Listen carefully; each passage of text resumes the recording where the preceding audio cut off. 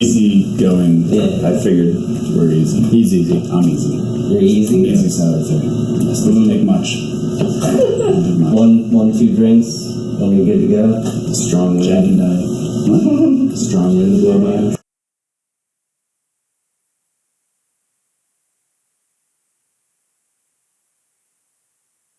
Alright, Jason, you can start. Who are you? I'm Jason. I like long walks on the beach. My favorite drink is sex on the beach. No, Jason, play guitar, sing. Alright, I'm Ryan, the drummer. That's it too. And this is... I'm Todd. I play bass. Our main website is hyperspaceband.com, and that has links to our Facebook, our Twitter. Our music is on iTunes, Amazon. There's like a Google one, Google Play, MySpace. MySpace. We're not on Instagram. We're not on Instagram because we're too old. They wouldn't let us. Here, so. Yeah, so. Well, I had a band a couple years before we started this one, and I moved back to Atlanta, and I was looking for people on Craigslist, and Ryan had answered an ad that I had placed, or I messaged him on an ad that he had placed, and For those interested in adult diapers. Right? Is it an adult diaper? No, I don't know. yeah.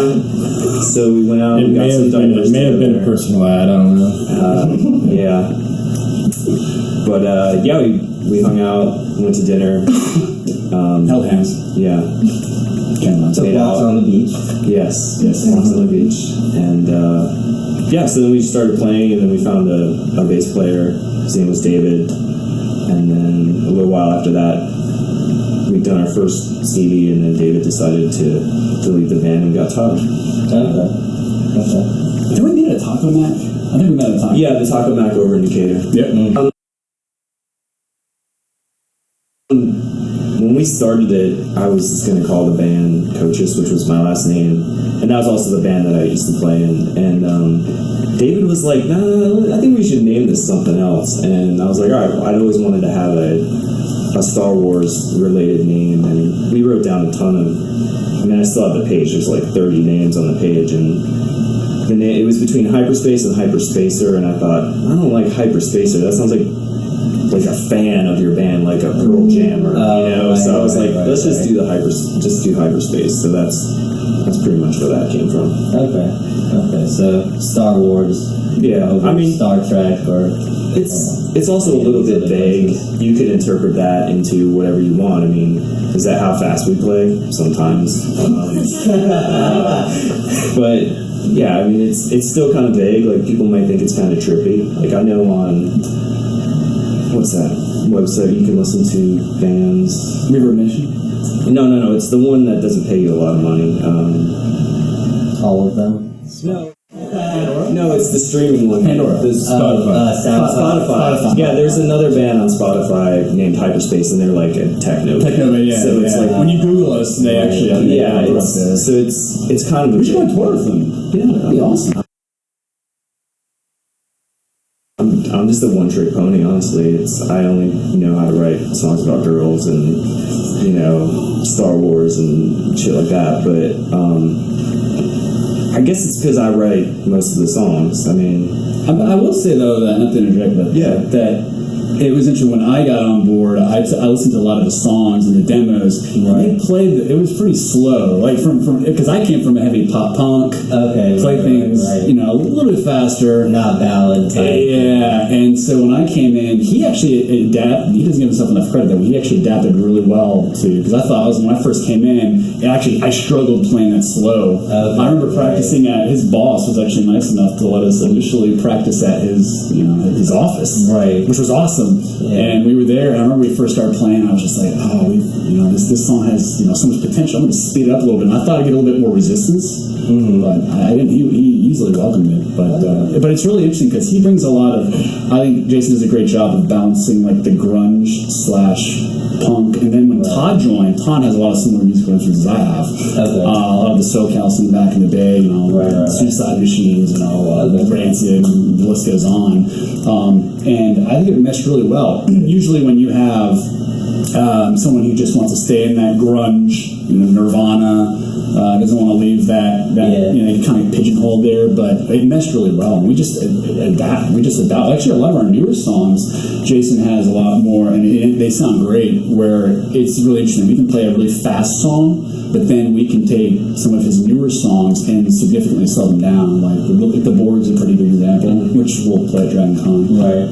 Much slower, but it's so grungy and it sounds so awesome. I mean, we used to listen to it too, but I mean, we kind of moved on to other pretty broaden our horizons with these influences. But it meshed really well. Todd, you go. You haven't said hardly anything. I'm the quiet guy. I'm the bass player. I'm supposed to stand in the back in the shadows, right?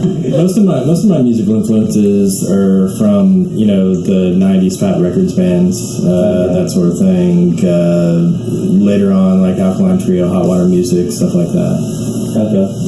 Yeah, but it's really interesting for me. I grew up, it was all about grunge. Yeah, it was all about Nirvana, Self.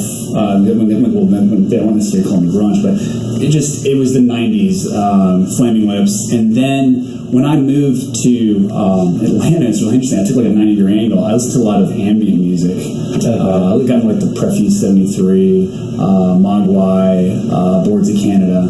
And then as things progressed, I started opening up. I used to I pigeoned myself when I lived back in Tennessee, but I really didn't listen to a lot of other music until I moved down here to Atlanta, which was great.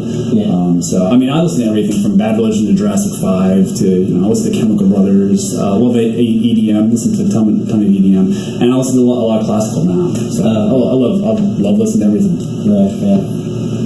Cool. He gets around. I do. You're the easiest of the group. He certainly is. Yeah. Doesn't take much.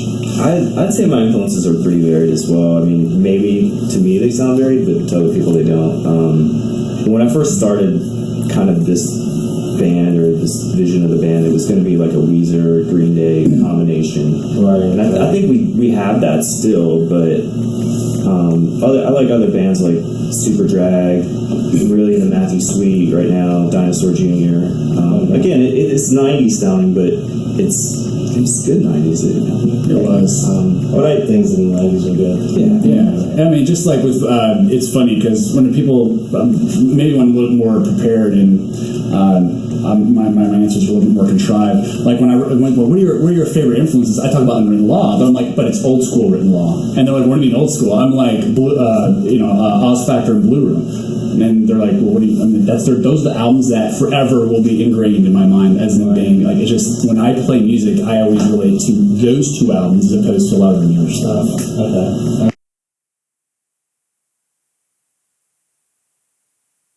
Yeah, I definitely listen to Nirvana a lot. I think for me, I don't play cover songs very well, in my opinion. Other people may disagree, but it's just a fun song to play, and I just kind of started playing it one day, and Ryan was able to obviously pick it up. And Todd can do it as well. Yeah, I think we could pretty much just on a whim, just about any Nirvana song from memory. Mostly because of our age. Yeah. It's when we grew up, that was like the music we all listened to. So like any given time. Actually, last week I listened to from the Heart Shaped Box to whatever, and we rarely ever play covers, but when he did, it just came naturally. We just played. We're like, damn, that's actually pretty good. Okay. And I think also the thing about that song, I wasn't afraid to put it out because it was a cover of a cover. So I was like, I wasn't worried about getting sued by Nirvana or somebody coming after us to hear our band that only sold like $50 worth of merchandise last year. If that. But yeah, it's just a fun song. I gotcha. And it's about a girl. So. Right. It's consistent. It's a theme. I think it usually starts with an idea for me. I think we're a little limited in how well I can play guitar and sing at the same time as to what we actually do.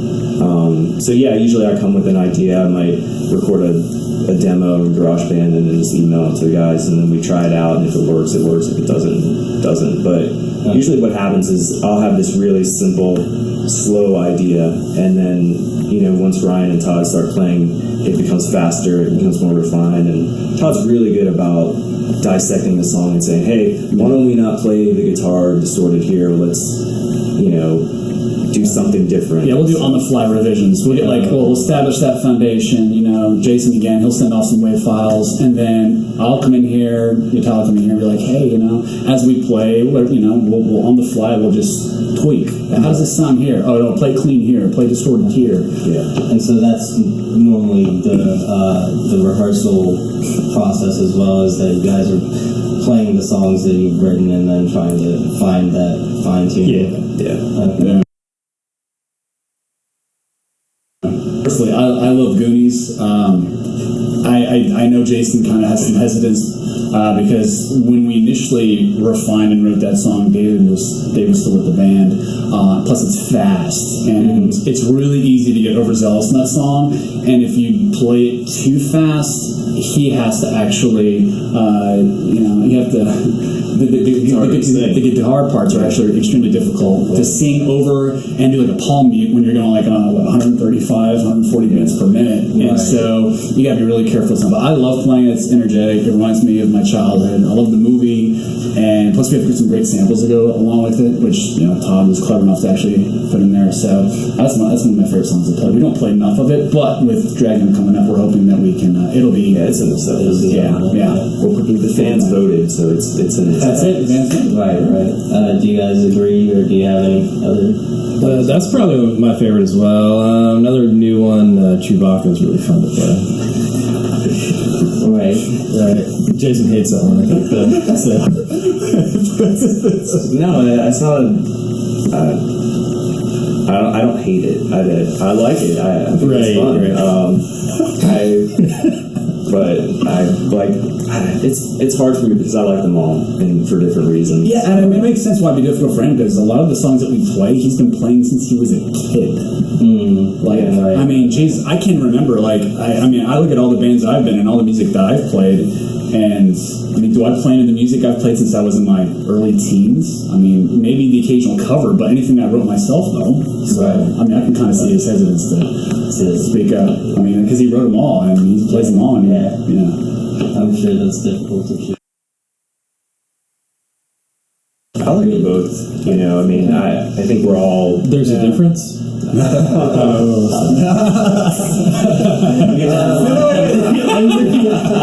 put it on there all the time. No, I like them both. I would definitely say I'm more of a Star Wars fan, but again, they're both good. High school was all about Next Generation and all that kind of stuff. And I remember you watching USA Up All Night and all that stuff. Yeah, and plus you got your Star Trek Next Generation. So I remember. Reruns after reruns. Yeah. Although Star Wars, the prequels really have tainted the Star Wars universe for me. So tainted. And then the new Star Trek movies were pretty good. Yeah, maybe they weren't Star Trek movies, but they were pretty good action films. Did Michael Bay? No, it was because they're actually good. Or what's his name? Abrams. J.J. Abrams. Yeah. But it's 50-50 at this point. I mean, I'm kind of weird in the fact that I haven't watched any of the trailers. I haven't looked at any of the images. I'm trying to avoid them to create that sort of, when I see it, I experience it for the first time.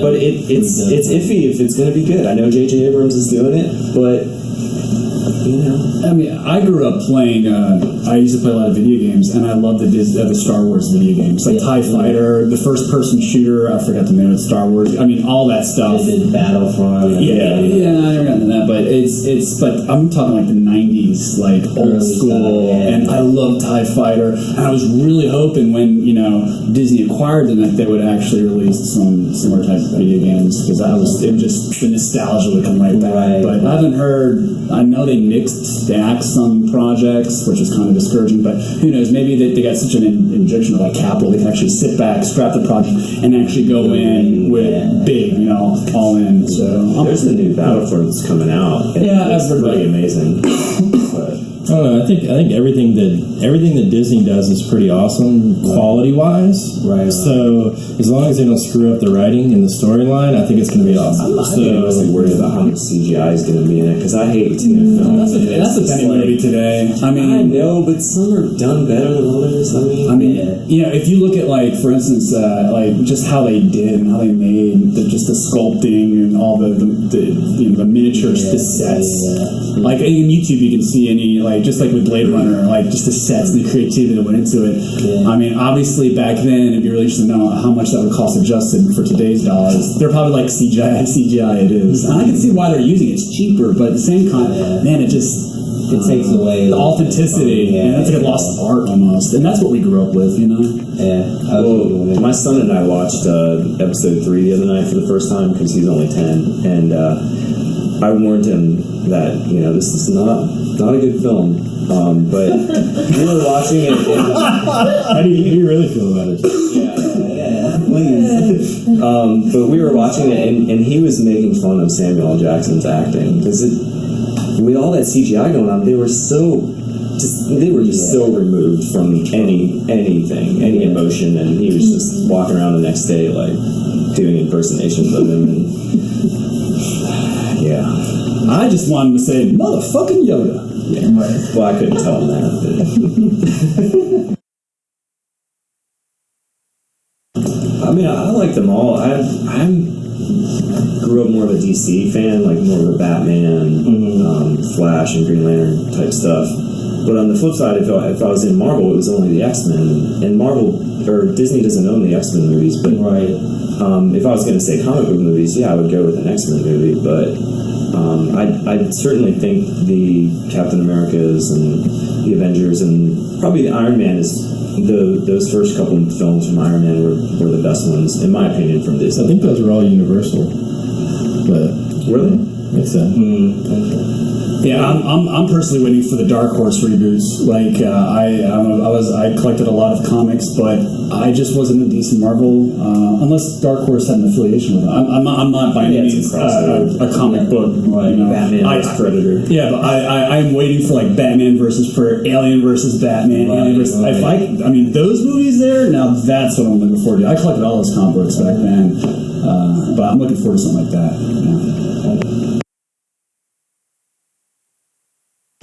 I mean, wow, our first gig, it was pretty terrible for me. We played at Wonder Root. It was about 120 degrees inside. Yeah, and you just bought a new guitar. Yeah, I just got this Kurt Cobain Fender Jackson. Mustang Jackson. Yeah, it was the reissue, and I think I just put strings on it, so it was we played I Don't Think So, and I think I was 2 steps out by the 3rd or 4th strum I took on the guitar. So yeah, I remember. I remember looking at Jason, and there's just the sweat that was falling off the beads were falling on his guitar, and every time he played, I remember the lights reflecting off the beads. So it was just mists, and I'm playing, and I'm trying to catch my drumstick because we're all just sweating. And really, it was the hottest record day that year. I mean, it was a record. It was well over probably 100 degrees in that basement. It sure felt like it. Yeah. And what about when you joined? Do you have any stories from first show? I believe that was Wild Bills. That was a good show. That was a good show. Yeah. That was May the 4th. Was that? Yeah, that was a pretty fun show. I dressed up. You did. You were hung solo.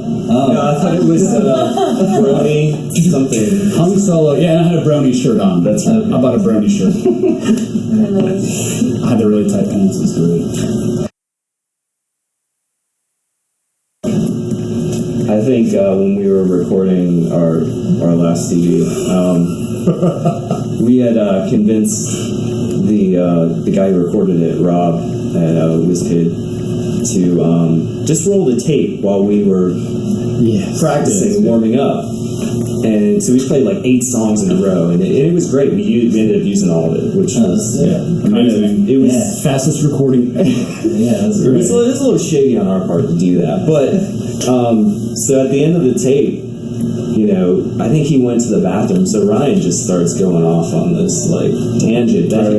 He doesn't do it quite as much anymore because I think we're a little bit more limited on time and we have a lot more songs. But he just starts talking about, you know, Rob, make sure you got that bass filter on. I don't want it to sound like a fucking boom. And you know, he's just going off, and he starts talking about his penis being tuned to 96 hertz and Has to be 96. you know, and so we took that and I snipped it up and we put it on the CD. It's like the last song on the CD. I wanted to actually make a techno song and those samples, and we never quite got around to it, but I think it would have been pretty good. Maybe something in the future. Well, you see, with Ryan, you just never know what's going to come out of his mouth and when. So Right. Yeah, I think that's probably one of the things that makes it fun. I agree with everything you're saying. So you guys agree that's probably the funniest for you guys? Oh yeah, that was great. Yeah, there's been a lot of unreleased stuff. Right. I'm pretty sure my wife or my employer would be too. I think that song that you made up about Halle Berry was awesome. I wish I remember. There's a song about Halle Berry, ode to her scene in infamous Swordfish. Okay. That like a fourth of the budgetary of the film's budget was to her. Well, yeah, the Great soundtrack, by the way. Love the Swordfish. So the Chewbacca song actually started out differently. So I was telling him the story. I had just come back from Vegas, and I met Chewbacca in Vegas, and he was like on the strip, wearing a Chewbacca suit, right? Yeah, and he was hitting on me. Oh. And so it was just like, we just out of nowhere. Were your kids with you? No. No, they weren't. I was just like, this is awkward. All right, you know. And so then like Jason just like starts strumming and playing, and it was or Big Gay Chewbacca's in Vegas. Oh, okay. Was the original chorus to the song, and then we're like, well, that kind of sounds like anti-gay, we don't want which isn't like really our thing, so we never really played it. But then we changed the lyrics to "Hey Chewbacca's in Vegas," and like made it about something else, and like so that's kind of how that song originally started, and so that was kind of funny. I don't. I'm sure I'm not the only person that Chewbacca was hitting on that night. You probably had never doing that shit. Right. I'd probably say the Sheehies. She? Yeah. Yeah. I thought they were awesome. Wow, it's the one thing I do love about playing in this band is playing with the other bands like She, Seagulls. The guys from New York are really good. Jukebox Romantics. Yeah. Those guys were good. Joel's band. Squadron. He's listening to 40 Hells. Have we played with 40 Hells? I don't think we played with 40 Hells yet, We but have a Squadron there. We played with them. actually the Warm Fuzzies, that was a great show. That was in Athens. Oh, that was we usually go in with no expectations. We're in Athens. We're thinking, all right, this can go either good or bad. We go in there, and it was one of our best shows. That was awesome. The crowd was so receptive. We thought it'd be oil and water, but Athens is we want to go back. Right. We love playing Athens. Right. So yeah, I mean, one of the benefits of playing in this band is discovering other local musicians and being able to just hang out with them. And most of them are really cool. Yeah. Whenever Pretty Please or Seagulls are playing, I usually go see them. I'll be honest. We're like our own little esoteric bubble. I mean, we all know each other. We all list each other's venues on our Facebook page, like their gigs. Right. The camaraderie's there. Yeah. I mean, and you don't see that very often. When we play, it's not like a big contest. Right. No one's trying to squeeze it 10-15 minutes more out of their set. None of that. Mm-hmm. It's rare. We're really fortunate we get to play with these other groups.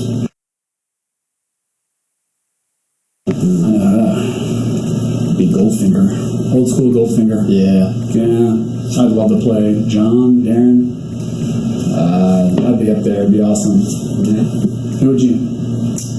my other band, we almost opened for Super Drag, and the show got canceled like the week of the show, and I was so depressed. So I would want to play with them.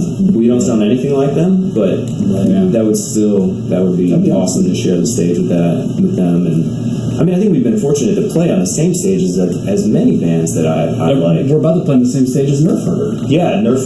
I mean, there's another band yeah, should probably play with. Awesome, yeah. They're working on a new album too, right? They are. Sweet. I mean, it's hard for me when people say, "Hey, what do you guys sound like?" Well, I sound like Weezer and Green Day, because those are the only bands I think people know about. Yeah, honestly, we're just a Nerf. If they're not really, when someone's into music, they start dropping off those obscure bands. But those obscure bands. But for the most part, most people, you got to start. Yeah. Well, we sound like Weezer and Green Day, and you ever heard of Social Distortion? Yeah, I would say Nerf Herder. People tell me sometimes we sound like the Ramones, but honestly, I've not listened to the Ramones at all. I know our poster looks like we listen to the Ramones, because it's just Johnny Ramone with Darth Vader's head on it. Nice, I didn't notice that. That's awesome. Oh, really? It's from his guitar string. He has like a guitar string set thing. It's totally copyright infringement. Yeah, it is. We'll edit that too. I don't care. No, Davey saw it. He was like, "Oh, Darth Ramone" on the Facebook page. Yeah, I mean, we'd love to record a new CD. We've done some fundraisers in the past, and they've worked out really well. I don't know if we're going to go that route this time. Although I did look into doing the whole, Krispy Kreme, like selling the donuts on the street corner to try to get some money, but I don't think we actually qualify for that. No, we've got about 12 songs that we haven't recorded. I wouldn't say they're all new, but there are definitely 12 songs that we've not put down to a professional recording that I would like to release. Yeah, and who we usually used to record with, WizKid, the owner, he moved on. So I don't know who we would record with.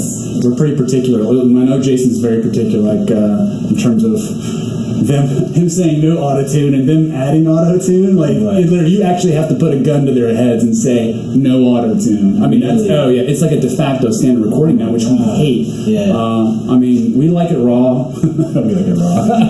But no, we just baby, I like it raw. But yeah, I mean, it's actually you cannot record without the sound engineer just throwing no. You need to have this. It's getting ridiculous, actually. Right. I used to have a T-shirt that said, no auto-tune. Yeah, no auto-tune. Yeah, exactly. Yeah, stop auto-tune abuse, and it's definitely being it's been abused. So, but we'll find someone. We'll know we can find someone who matches our ideals and can align with our mentality. So we might just auto-tune everything on the album just because and release a second B-side of the same song. That's awesome. That is awesome. Not like a little auto-tune, but like T-Pain auto-tune. Right. Yeah, all the way, and just and watch that one take off. Yeah, I'll be so depressed if that's when I quit the band at that point. Right.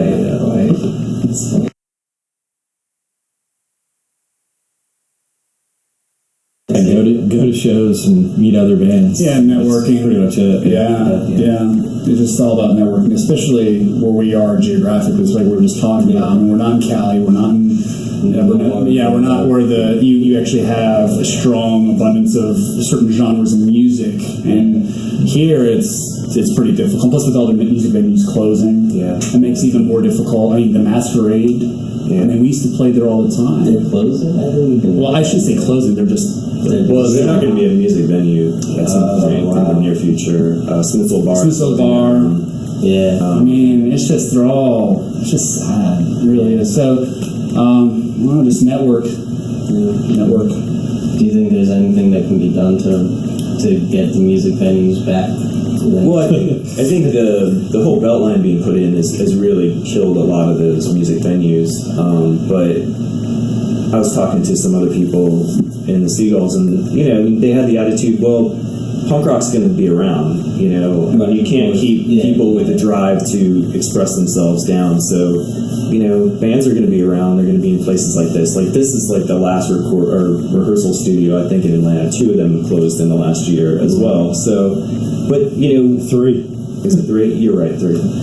So I think as a band you have to get really inventive and resourceful and creative to find a place to play. And again, hanging out with other bands, they're usually going to ask you to play shows. That's how we played, I don't know, at least half the shows the past year. It's been, hey, a band dropped out, can you come play? Sure. Yeah. Awesome.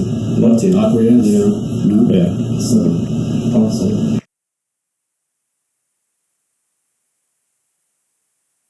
I don't want to reveal anything, but yeah. It's a secret. But there is plans. Yeah. Okay. All right. Well, we'll make sure to let everybody know to be on the lookout. And I think that wraps everything up. Thank you guys so much for doing this with us. Yeah, thanks for having us. Yeah, thanks for organizing this. Yeah.